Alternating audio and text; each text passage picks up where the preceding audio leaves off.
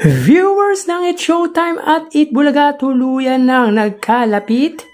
Yan ang pag-uusapan natin patungkol sa dalawang pananghaliang programa dito sa bansa. Pero bago yan at bago natin umpisahan ang online viewership ng dalawang noontime shows ay humihiling ako na pakisubscribe ang aking YouTube channel. Paki-like and share na din po mga kaparokya para mas dumami ka po ang makapanood ng content natin. Maraming salamat po sa inyo mga kaparokya. So tila bother si Lion Here TV sa pagkalapit ng viewers ng dalawang noontime shows. Nagkalapit nga ba mga kaparokya?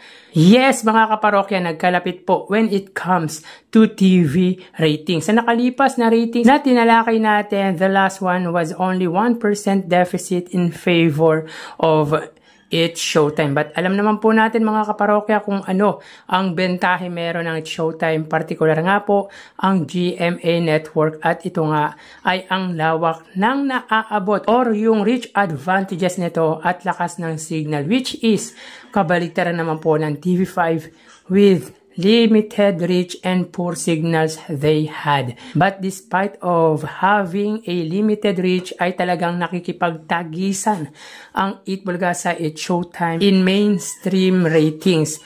3% ratings ng Eat Bulaga is not bad. Actually, mataas na yan para sa TV5 dahil ever since hindi naman nila naaabot ang ratings na yan for noontime except Tito Vic and Joey comes to that network. Anyways, actually imbis na tumaas ang ratings ng It's Showtime for GMA Network dahil nawala po si GTV na nag-average po ng ratings na 1%, ay lalo pa pong bumaba ang ratings ng It's Showtime or ng GMA Network. For the past episode with GTV, GMA, A to Z, and All TV ng It's Showtime, they got an average ratings of 6 to 7%.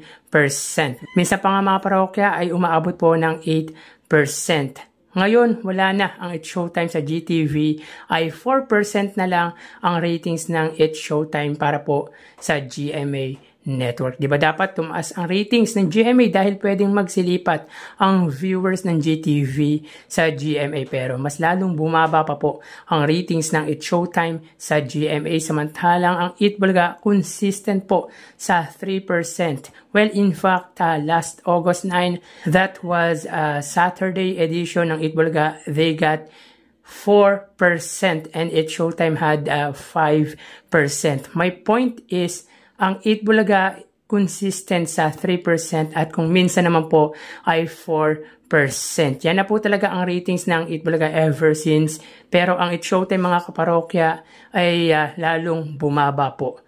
Partida pa po yan mga kaparokya na wala po ang GTV, pero mas bumaba po ang ratings ng It's Showtime. Meaning mga kaparokya, pinapatunayan lang talaga na ang viewers ay nasa social media na. Sa ginagawa nating online viewership, ito po ay live na ginagawa po nating online viewership, ay talagang tambak ang inaabot pagdating sa views ang It's Showtime sa Eat Bulaga, lalo na sa main YouTube channel nito. Umaabot po ng mahigit 50,000 views ang inilalamang ng main YouTube channel ng Eat Bulaga sa main YouTube channel ng It's Showtime. Partida pa yan mga kaparokya.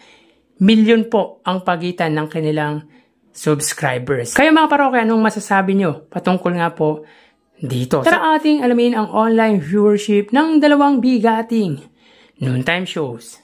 Para sa Eat Bulaga, under TVJ Facebook page na may 3.5 million followers at sa It's Showtime naman po na may 19 million followers. So sa oras na 2:10 PM, ang It's Showtime po ay may kasalukuyang segment na tawag ng tanghalan, samantalang ang Eat Bulaga naman po ay The Clone. So both noontime show po ay singing contest.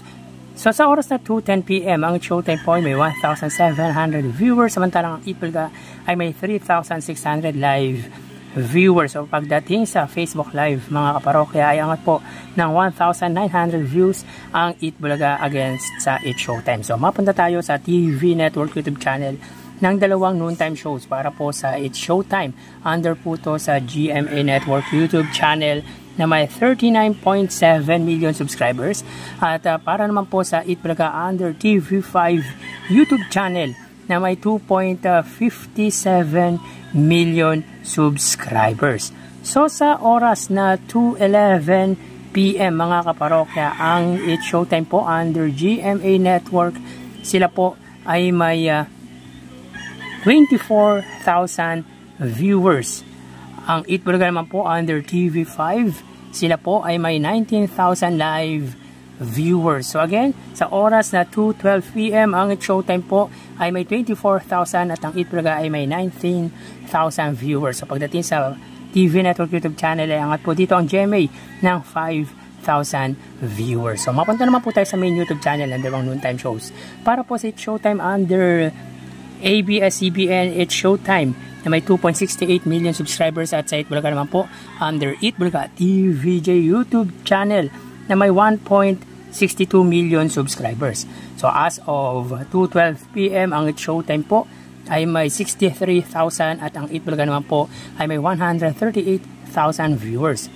So again, sa oras na 2:12 PM ang It's Showtime at ang Eat Bulaga, para po sa It's Showtime ay 63,000 at ang Eat Bulaga ay 138,000 viewers. So bali, ang total na nakuha ng dalawang noontime shows ay para po sa It's Showtime ay 89,000 at ang Eat Bulaga ay 160,000. So again, ang It's Showtime po ay may 89,000 total viewers at ang Eat Bulaga ay 160,000 viewers. So pagdating sa online viewership ay angat po dito ang Eat Bulaga ng 71,000 against sa It's Showtime. So yan po ang lumalabas sa kanilang online viewership as of 2:13 PM. So magpapaalam na po ako sa inyo mga parokya. Magsingat po tayo palagi. Thank you and God bless.